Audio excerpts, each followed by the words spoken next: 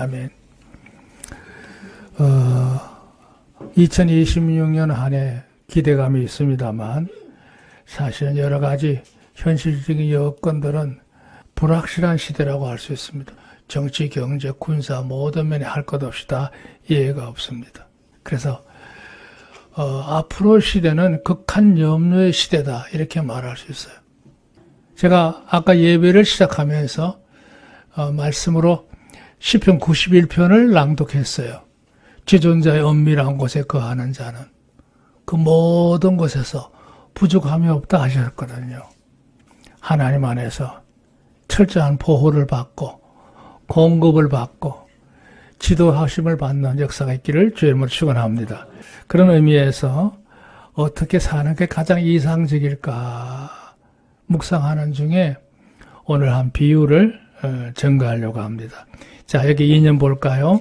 새해를 들으면서 사람들은 누구나 예외 없이 성공한 해가 되기를 간절하게 소원을 합니다. 뭐 당연한 얘기죠. 오래 이루고 싶은 것들이 많죠. 예, 놓칠 수 없는 중대한 것들도 있고 꼭 이루었으면 하는 바람들도 예외적으로 있는 법이에요. 그런데 보세요. 곧 기본적으로 그런 걸 이루기 위해서는 세 가지가 바탕에 구비가 되어야 됩니다. 첫째 하나가 그런 기회가 와야 됩니다. 현실적으로 그런 문제의 기회가 내게 주어져야 돼요. 아무리 하고 싶어도 기회가 주어지지 않으면 그 일을 시작할 수가 없잖아요. 그래서 하나님께서 여러분이 살아가는 가정에서 때를 놓치지 않고 어떤 기회가 주어졌을 때 복된 삶의 선택을 할 수 있는 놀라운 지혜로움이 있기를 좀 축원합니다. 그 지혜를 인식하고 발견하고 선택하고 결단한다는 거, 이게 굉장히 중요해요. 기회를 잡거든 두 번째가 반드시 필연적이죠. 거기에 대한 노력입니다. 최선을 다해서 실천적으로 수고하는 일을 마다하지 말아야 돼요. 모든 복된 것들은 그냥 저절로 자동적으로 들어오는 게 아닙니다. 내가 피땀을 흘린 것만큼에 비례해서 열매들이 맺혀지는 거니까요. 안일하게 사시지 말고 열심히 오래 그 일에 여러분 마음을 또 여러분 정성을 쏟으시기 바랍니다. 세 번째가 총 중요한데요.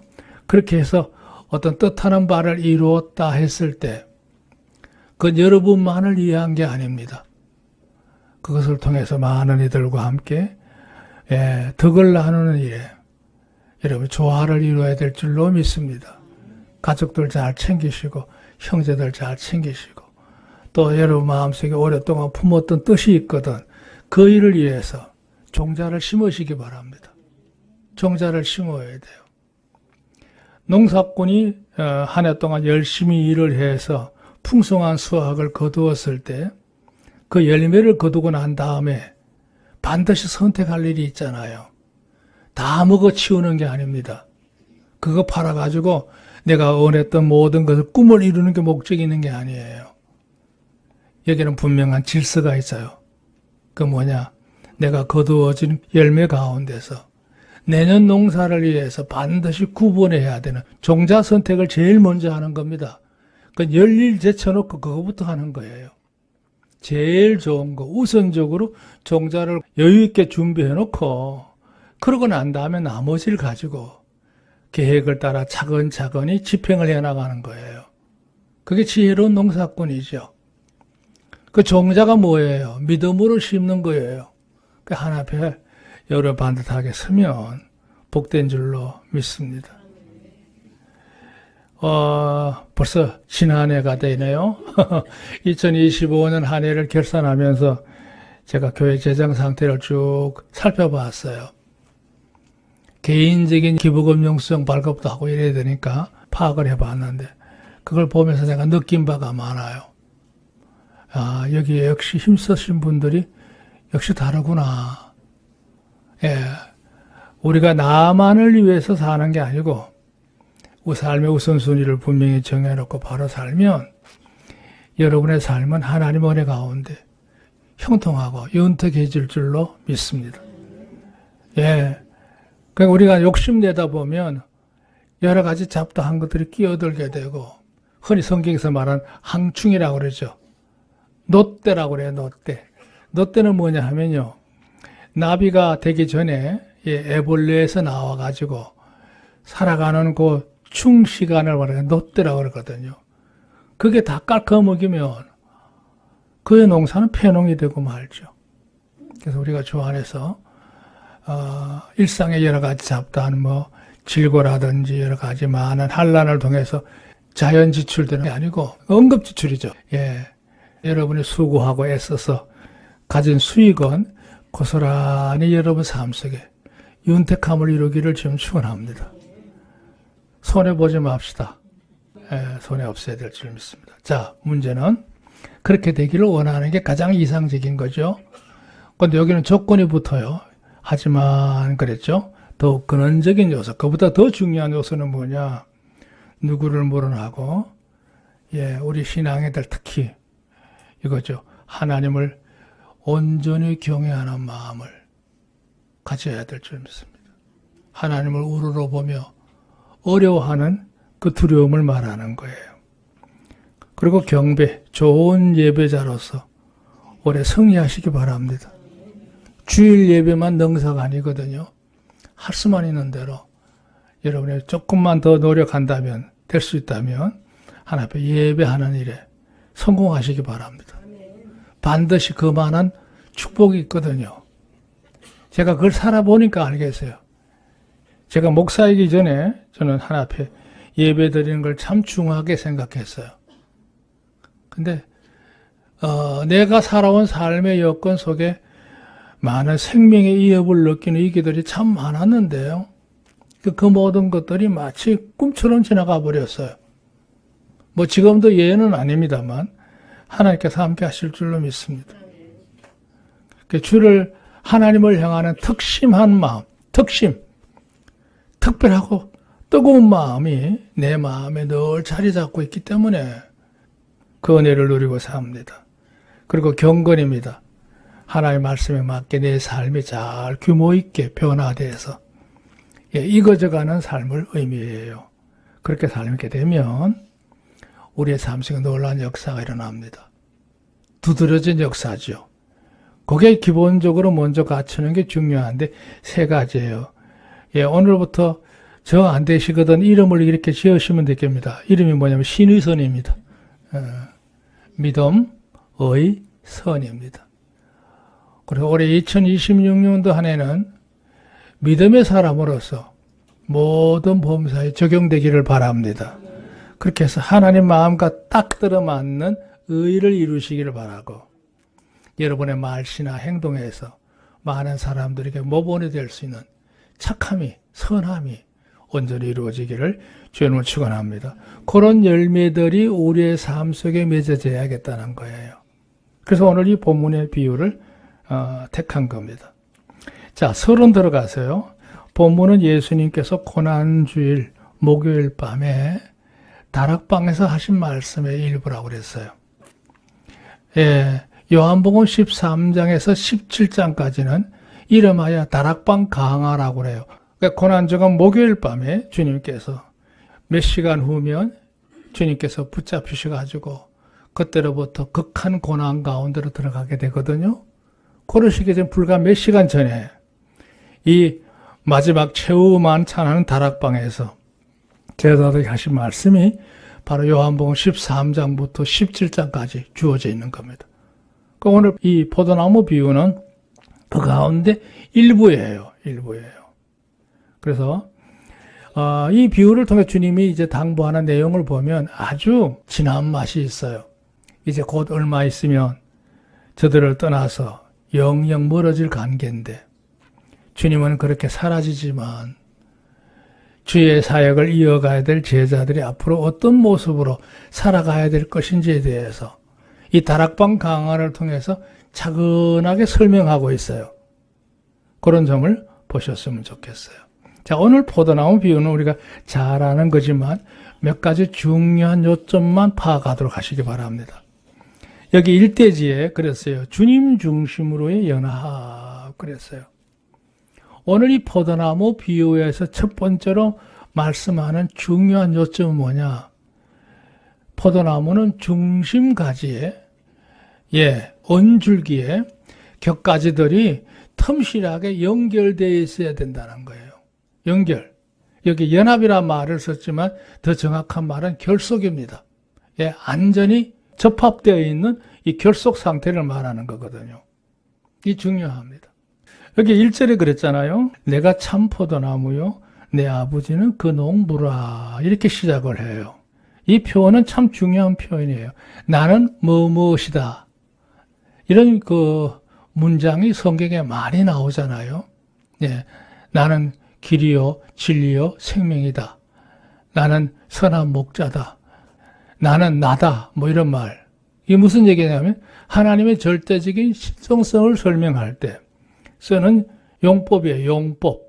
이렇게 아주 단호하게 결정적으로 선언할 수 있는 분은 사실상 하나님밖에 없어요. 인간이 큰 소리 치고 산다고 하지만 사람이 큰 소리 치고 사는 게 뭐가 있습니까? 지나고 보면 다 허실투성이죠. 그러나 성경에 보면요. 처음부터 나는 할까 하노라 이런 것도 없어요. 나는 무엇이다. 나는 이렇게 한다. 그냥 그대로 지평하는 하나님의 세계를 볼 수 있어요. 여기 중요한 점은 나는 참 포도나무요 그랬어요. 포도나무는 포도나무인데 참 포도나무란 뜻이에요. 뭔 얘기냐면 상품으로 따지면 포도나무는 일반 잡종에 해당하는 덜포도나무가 있고요. 그 다음에 상품의 가치를 지니고 있는 극상품 포도나무로 구분될 수 있어요. 근데 여기서 말하는 포도나무는 뭘 의미하느냐? 이 가나안 땅에서 대표적인 특산물 중에 하나가 포도입니다. 물론 무화과도 있지만 포도나무가 아주 중요한 특산품 중에 하나예요. 그리고 이제 세 번째가 올리브 나무거든요. 그 올리브, 포도, 무화과는요, 가나안 땅에 빼놓을 수 없는 과목 중에 하나예요. 근데 이게 각각 역할이 다 달라요. 무화과 같은 경우에는 일상적으로 그냥 나그네들이 지나갈 때 흙이를 떼올 수 있는 정도의 식료에 지나지 않아요. 또 이 종려나무 같은 경우에는 거기서 이제 기름을 짜서 먹기도 하지만 여러 가지로 사용을 합니다. 그 다음에 세 번째가 포도인데요. 포도는 그렇게 생각하시면 돼요. 이 세상에서 과일 중에 가장 가치성이 최고로 높은 과일이 뭐냐고 물으면 여러분 뭘 갖다 들이대시겠어요? 포도입니다. 포도는 흔하기도 하지만 그 보존성이 아주 뛰어나잖아요. 생가라도 먹기도 하지만 이게 이제 발효를 시켜서 흔히 요즘으로 말하면 와인을 만들게 되겠대요. 1년 된 와인, 10년 된 와인, 50년 된 거, 100년 된 거 이렇게 되면 그 금액은요 환산할 수가 없어요. 엄청납니다. 그 원재료는 순수한 포도예요. 포도가 얼마나 흔합니까? 그저 한 1kg 사봐야 몇천 원이면 살 수 있는 과일이지만 이게 일단 보존성을 지니고 있는 모습으로 바뀌게 되면 너무나 많은 역할을 합니다. 그게 포도입니다. 포도. 그 포도는요 시시한 과일이 아니에요. 세상에 존재하는 모든 과일 중에 가장 고퀄리티 과일입니다. 왜? 언제까지나 보존할 수 있기 때문에. 와인을 만드는 현장에 가면요 별거 없어요. 이렇게 이제 땅 지하에 큰 구덩이 파놓고 그 위에 이제 돌을 얹어 가지고 이렇게 큰 다라처럼 만들어 놨어요. 그리고 이제 포도를 따갖고 와서 농부들이 뭐 하는지 압니까? 그냥 지근지근 밟아버려요. 그 생포도주를 이제 포도를 밟으면 이게 어개지면서 그 구멍으로 다 빠져서 밑에 저장이 돼요. 끝이에요. 다른 거 하나도 없어요. 그 왜 그런가 그랬더니 그 포도 껍질 속에 누룩 성분이 있답니다. 그 자체적으로 발효가 된대요. 그 어겨놓기만 하면 돼요. 어겨놓기만 하면. 그 썩지도 않아. 그리고는 이제 세월이 가면서 점점 고귀한 와인이 되는 거죠. 근데 이 포도는 뭘 의미하느냐? 성경적으로 하나님께서 이 서민 이스라엘 백성을 두고 포도나무에다 비유를 하셨어요. 여기는 하나님의 깊은 뜻이 있음을 믿습니다. 사람들이 볼 때는 보잘것없는 거예요. 사실 포도나무 별거 없습니다. 포도나무 가지를 하나 갖고 나왔거든요. 자, 보세요. 우리 마당에 있는 포도나무 내가 오늘 잘라왔어요. 자, 이 포도나무 보시듯이 꾸정하고, 예, 이게 강도도 없어요. 예. 그리고 이걸 이제 땅에다 놓고 이렇게 두드리면 다 부서져서 미세혈관처럼 힘줄만 몇 개 남고 다 으스러집니다. 이거는요, 나무 중에서 제일 쓸모없는 나무예요. 보세요. 이렇게 된 나무 뭘 쓸겠어요? 아무 가치가 없어요. 사람들이 볼 때는, 예, 미진한 것 같지만, 여기 중요하잖아. 아까 얘기한 것처럼. 여기에 달리는 열매는 10년이고 20년이고 100년이고 보존될 수 있는 고기성을 갖고 있어요. 그게 뭐냐? 하나님의 택한 성도의 삶이 될 줄로 믿습니다. 성도의 삶이 바로 그와 같다는 걸 의미하는 거예요.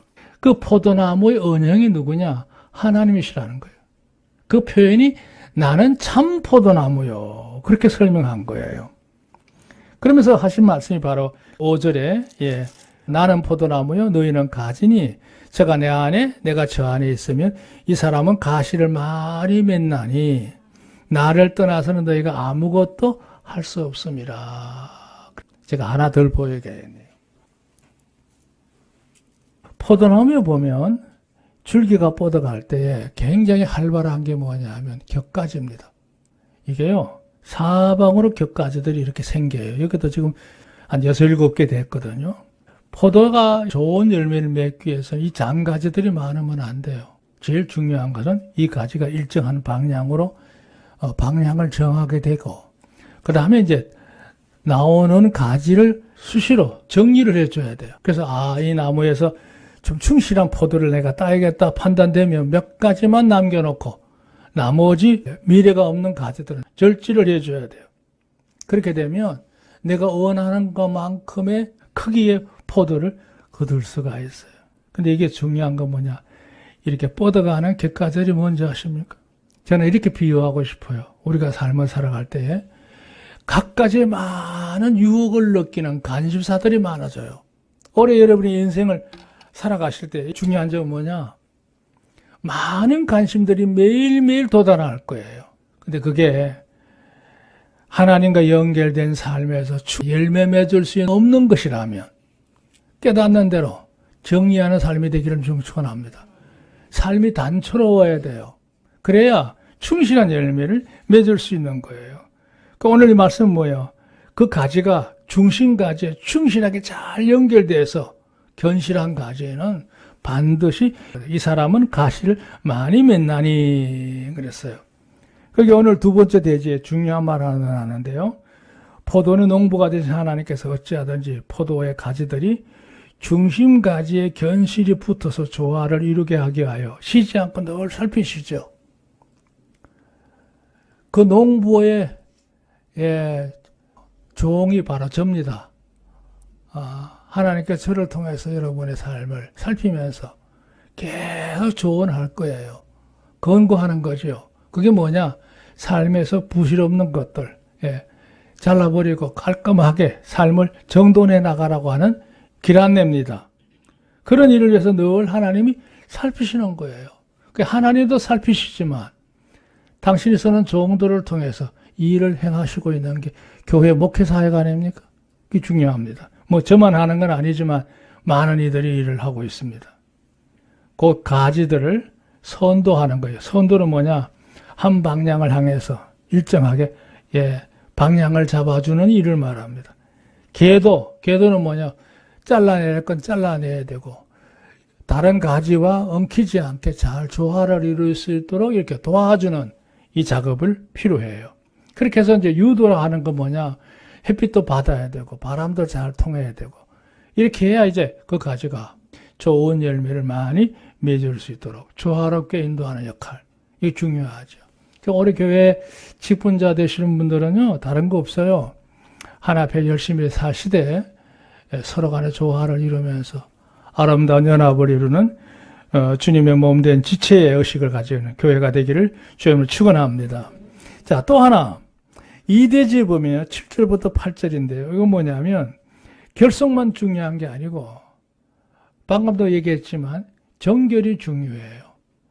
잘 다듬어서 건강하게 관리하는 과정을 말해요. 중심으로 결속을 해서 불필요한 것들을 절제하고 근신하는 태도를 의미합니다. 여기 그랬잖아요. 7절에 너희가 내 안에 거하고 내 말이 너희 안에 거하면 무엇이든지 원하는 대로 구하라. 그리하면 이루리라. 그러셨어요. 올해 여러분 새해 들어서면서 주 앞에 간구하는 모든 기도의 제목들 은혜 가운데 하나하나 이루어져 가기를 주임으로 축원합니다. 여기도 그랬지만 그게 우리가 일상생활 속에서 늘 자신을 성찰하지 않으면 어떤 결과가 오느냐. 마치 포도나무를 볼 때요. 겉으로는 굉장히 건강하고 무성한 거 보이지만 기대감을 갖지만 실상 가만히 내버려 두면 그 나무에서는 별로 거둘 게 없어요. 없어요.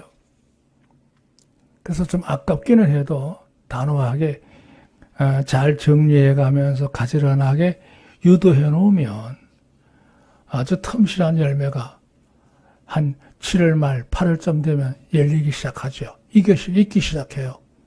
그러니까 겉으로만 볼 때 멀쩡한 사람, 멋있고 잘 다듬어진 사람, 그게 중요하지 않습니다.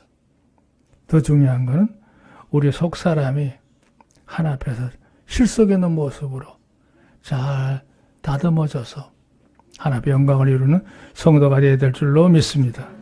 그렇게 하기 위해서는 늘 끊임없이 매일같이 매 순간마다 항상 조심해서 자신을 잘 살피면서 극상품 포도를 맺는 좋은 감옥이 되기를 주님 축원합니다. 할렐루야. 나무의 종류는요 크게 4가지가 있어요. 세상에 나무 종류를 따지면 몇천 가지 몇만 가지 될 수 있지만 그 나무를 크게 나누면 4수로 나눌 수 있어요. 첫째 하나는 뭐냐? 제목입니다. 건물을 짓든지 가구를 만들든지 우리 일상생활에 유용하게 잘 쓸 수 있는 목재를 의미해요. 그런 나무들이 있잖아요. 사람으로 말하면 큰 인물이에요. 다른 사람을 리드할 수 있고 좋은 모범이 될 수 있고 많은 사람에게 은혜의 혜택을 줄 수 있는 사람이에요. 큰 인물들을 말하는 거예요. 대한민국에 온 산에 나무가 얼마나 많습니까? 어떤 유명한 임업업자가 그런 얘기를 하대요. 대한민국에 나무는 많지만 제대로 쓸만한 나무가 없대요. 그러니까 관리가 안 된 나무, 지멋대로 큰 나무 아무 쓸모 없어요. 두 번째는 뭐예요? 하목이에요. 꽃을 피우는 나무. 사람의 심성을 좋게 하고 자연의 모든 분위기를 아름답게 하는 나무들이 있잖아요. 그 사람들 중에도 보면 별로 가진 건 없지만 사람들 속에서 기쁨을 만드는 이들 있잖아요. 흔히 말하는 피스메이커들. 이 하목에 속하는 사람들이에요. 그 다음에 3번째가 뭘까요? 감옥입니다. 열매를 통해서 유익을 주는 나무예요. 사람도 그렇습니다. 좋은 인격성을 가지고 사람들 속에서 덕을 끼치는 사람들이 있잖아요. 그 다 감옥형이에요. 감옥형. 부단히 자기를 잘 절제하면서 조화를 이루어가면서 은혜를 끼치는 사람들이죠. 근데 유감스럽게 4번째 나무가 있어요. 그 뭔지 아십니까? 제목도 안 되고 감옥도 안 되고 하목도 안 되고 뭘까요? 잡목입니다. 잡목 다른 말로 뭔지 아세요? 하목이에요. 불화자, 땔감용밖에 안 돼요. 저는 사진을 찍는 취미를 갖고 있기 때문에 나무들을 예사롭게 보지 않습니다. 제가 좋아하는 거는 무성한 나무도 좋아하지만 겨울나무를 좋아해요. 겨울나무. 여기에 이제 1월 말쯤 되면 앙상하게 가지만 남는 나무들이 많아요. 이때 이제 사진기를 들고 나가서 찍는 걸 좋아합니다. 그 겨울나무를 보면 그 나무가 지난 한 해 동안 어떻게 살아왔는지를 알 수 있어요. 겉으로 볼 때는 무성했는데 겨울이 지나면서 보니까 어떤 나무는 덤성덤성 가지가 지멋대로 자란 나무들이 많아요. 그 사진 교육용으로 찍을는지 몰라도 의미 있게 찍지는 않아요. 근데 어떤 나무는요 아주 동서남북 균형을 잘 잡아서 아주 작은 잔가지들이 말이죠 세밀하게 조화를 이루고 있는 나무들이 있어요. 크기에 상관없이 그런 나무들은 굉장히 시사하는 바가 커요. 그 뭔얘기예요? 지난 계절에 아무렇게나 살지 않고 규모 있게 열심히 살았다는 거야. 열심히. 우리 모습도 마찬가지예요. 하나님께서 인생에 이 한 해가 바뀌는 큰 마디를 겪게 하는 이유는 뭐냐? 적어도 지혜로운 인생이라면 한 해가 지날 때마다 자신의 삶을 한번 점검해 보라는 거예요. 점검해 봐. 두리뭉실 사는 게 아니라 한 해를 살면서 내가 지난 한 해 동안 뜻한 바를 얼마나 이루었는지, 얼마만 열매를 맺었는지, 그 열매들의 모습은 어떤 정도의 상품성을 가지고 있는지 살펴보라는 거예요. 그래서 인생의 나이를 먹는 겁니다. 공연히 뭐 나이 먹는 거 아니에요. 지혜로운 인생은 인생의 그런 마디가 중첩될 때마다 그걸 깨달아라는 의미가 있는 거죠. 자, 중요한 점은 8절인데요. 너희가 가시를 많이 맺으면 내 아버지께서 영광을 받으실 것이요 너희가 내 제자가 되리라 그랬어요. 하나님께서 많은 걸 공급하셨잖아요. 우리의 신변을 지켜주셨잖아요. 모든 일들을 은혜롭게 감당할 수 있도록 지혜도 주시고 돕는 역사를 하나님이 섭리해 주셨잖아요. 그런 가운데 우리가 지난 1년을 살아온 줄로 믿습니다. 그런데 결산자의 입장에서 한 해 농사 짓고 보니까 그 나무에서, 그 인생에서 거둘 것이 별로 없다면 무슨 가치성이 있을까요? 그렇게 80년, 90년, 100년을 사셔야 되겠습니까? 그건 아무 가치 없어요. 그 땔감만도 못한 거예요. 땔감만도 못해. 우리는 어차피 감옥으로 태어났잖아요. 감옥의 사명이 있는 거예요. 그러니까 우리가 하나님이 기대하시는 바 좋은 열매를 맺는 새로운 2026년 한 해가 되시기를 주의 이름으로 축원합니다. 오늘 이 정초에 그 얘기를 해야 여러분이 정신을 차리고 조금이라도 도움이 될 거라고 생각합니다. 이 중요한 문제입니다. 자, 세 번째 대제 큰 3번 은혜의 충만으로서의 성숙이에요. 그렇죠? 결석을 하고 정결을 이루었으면 열매를 잘 맺어서 익어지는 게 중요하잖아요. 구절에 말씀하기를 그랬어요. 아버지께 나를 사랑한 것 같이 나도 너희를 사랑하였으니 나의 사랑 안에 거하라. 아, 이게 참 멋있는 말입니다. 그러면서도 내 마음에 아려오는 게 있어요. 내가 너를 얼마나 사랑하느냐. 내 사랑에, 기대에 이탈하지 마라. 내 사랑하는 것만큼의 내가 살았으면 좋겠다. 이런 의미예요. 사랑한다는 게 뭐예요? 그 상대를 위해서 무엇이든지 헌신을 할 수 있는 상태잖아요. 하나님은 다 내려놓으셨잖아요. 그렇게까지 우리를 사랑하셨는데 그 사랑에 기대에 못 미친다고 하면 그게 얼마나 큰 아픔이겠어요. 아픔이에요. 그래서 하나님이 올해 우리를 은혜 가운데 인도하시고 나서 후회함이 없는 인생이 될 수 있도록 우리의 마음가짐도 늘 하나님과 연결된 삶으로 나가기를 주의 이름으로 축원합니다. 마지막 10절 내가 내 아버지의 계명을 지켜 그의 사랑 안에 거하는 같이 너희도 내 계명을 지키면 내 사랑 안에 거하리라 그랬어요.